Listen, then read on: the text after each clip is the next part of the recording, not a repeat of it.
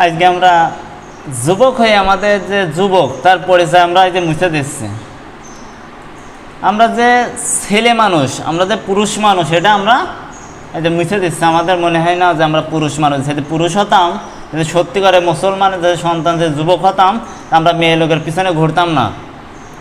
School college মাদ্রাসা সব জায়গায় মেয়ে লোকের পিছনে পিছনে ছেলেরা ঘুরছে। ভাই, মেয়ে লোক নবীজি বলে গেছে, আমার শেষ জামানায় আমার উম্মতদের মধ্যে সবচাইতে বড় ফিতনা জাহান্নামে নিজানের জন্য একটাই জিনিসই মানে থাকছে, সেটা হলো কিনা নারীর ফিতনা। ইসরায়েল বংশধর প্রথম এই নারীর ফিতনায় তারা পা দিয়েছিল।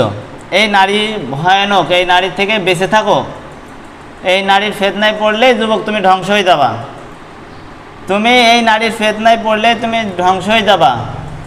তুমি এই নারীর ফিতনা থেকে তুমি বেঁচে থাকো, তোমার জান্নাতে হুর তোমার জন্য অপেক্ষা করে রেখেছে আল্লাহ পাক। তুমি তোমার যৌবনটা ধরে রাখো, আল্লাহর পথে তোমার যৌবনটা কাজে লাগাও। তুমি ফাও বেপর্দা বেহিনা নারীর প্রতি তুমি বলছে, একটা বেপর্দা মহিলা যদি গ্রামে থাকে, তো ওই গ্রামটা যদি একটি কুকুর যদি মারা যায়, তো ওই কুকুরের এত দুর্গন্ধ ছাড়াবে। তাছাড়া একটা বেপর্দা মহিলা তাছাড়া বেশি দুর্গন্ধ ছড়াবে। তুমি সেই বেপর্দা মহিলার পিছনে তুমি রাত দিন কথা বলে যাচ্ছ, টাকা পয়সা খরচ করে যাচ্ছ।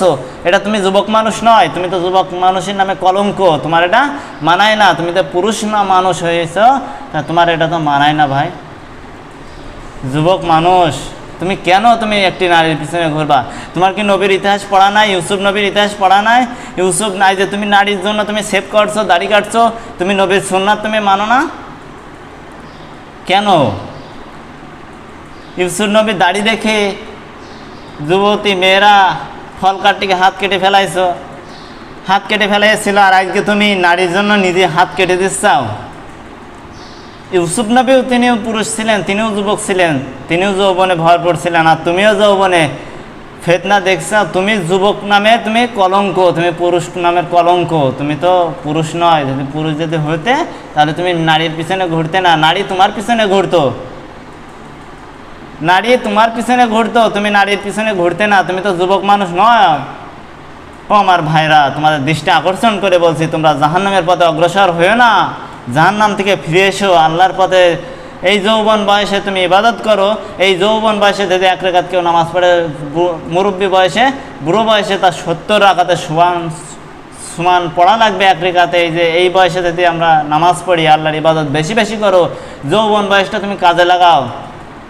আজ স্কুল কলেজ মাদ্রাসায় দেখলি, রাস্তাঘাটে হাট বাজারে সব জায়গায় দেখি নারীর ফিতনা সব জায়গায় ছড়িয়ে আছে। আর যুবক মানুষ তুমি ছেলে হয়ে তুমি একটি নারীর পিছনে ঘোরো।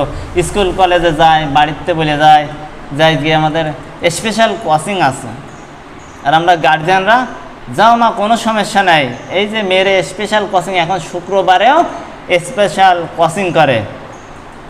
শুক্রবারে স্পেশাল কোচিং কি কোচিং করে? যারা মেয়ের গার্জিয়ান, মেয়ের মা, মেয়ের বাবা এবং মেয়ের বড় ভাই, শুক্রবারে স্পেশাল কোচিং বলে কিচ্ছু নাই। এগুলো স্পেশাল কোচিং কি জানো? ছেলে মেয়ে একসাথে বসে গল্প করবে, আড্ডা দেবে। ওই যে পথের ধারে যেসব সব বসার জন্য চেয়ার পাতা রয়েছে, ওগুলো পার্ক তৈরি করা আছে। পার্কে গেলেই দেখবেন যে জোড়ায় জোড়ায় বসা আছে। সেটাই কোনো পদক্ষেপ নেওয়া নেয়। যত পদক্ষেপ আলেম ওলামাদের বিরুদ্ধে, কোনো খারাপ কাজে কোনো একটি পদক্ষেপ নেই বাংলাদেশে। অহরহর দিনা হচ্ছে একটি নারী সতীত্ব ধ্বংস করছে। এই সতীত্ব তার ফেরত দেবে কে? আমার দেশে যদি কোরআনের আইন থাকতো, আজকে ধর্ষণ তো দূরে থাক, করা তো দূরে থাক, তার দিকে যদি তাকাতেও সাহস পেত না। যদি এই কোরআনের আইন যদি বাংলার জমিনে যদি প্রতিষ্ঠা হতো। তা একটি মেয়ে যখন ধর্ষিত হয়, তার আর কোনো কিছু থাকে না। তার একটি সম্পদ তার সুন্দর সচ্চরিত্রবান নেককার, এছাড়া তার কোনো কিছুই থাকে না। নারীর যে কি মর্যাদা! সূরা আরাফের 189 নম্বর আয়াত আল্লাহ পাক বলেছেন, তিনি তোমাদেরকে এক ব্যক্তি হতে সৃষ্টি করেছেন ও তা হতে তার স্ত্রী সৃষ্টি করেছেন, যাতে করে সে তার নিকট প্রশান্তি লাভ করে। তুমি ধৈর্য ধরো, তুমি সবর করো। তোমার সামনে তুমি যদি বেঁচে থাকো তা নিশ্চয়ই আল্লাহ তোমার জন্য একটি সুন্দর, তোমার যেমন চরিত্র হবে তোমার স্ত্রীও ভাই তেমনই হবে ভাই। তুমি 3 ঘাটের পানি খাবা, সে 14 ঘাটের পানি খেয়ে আসবে ভাই, সমস্যা নেই। সে ফুল তোমার ঘরে ট্যানেল ফুল বৃত্তি নিয়ে আসবে ভাই। তুমি এদিকে এ মাইনাস হবা ভাই কাজকর্মে, অপকর্মে, কুকর্মে, আর সে ফুল গোল্ডেন এ প্লাস নিয়ে তোমার ঘরে চলে আসবে ভাই। এতে কোনো দুঃখ নাই ভাই, তুমি তৈরি থাকো ভাই।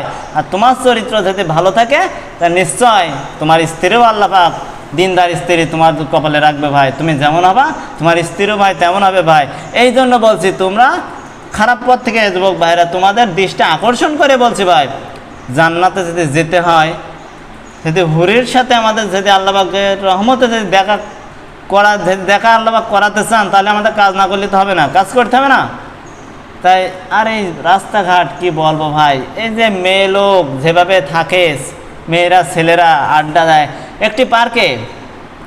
একটি পার্কে মেয়ে ছেলে বলছে, মেয়ে তার বলছে যে তুমি আমার কোন জায়গায় থাকো জানো, কোন জায়গায় থাকে, তুমি আমার দিলের মধ্যে থাকো। তো একটি পার্কে প্রেমিকা বলছে যে তুমি আমার দিলের মধ্যে থাকো।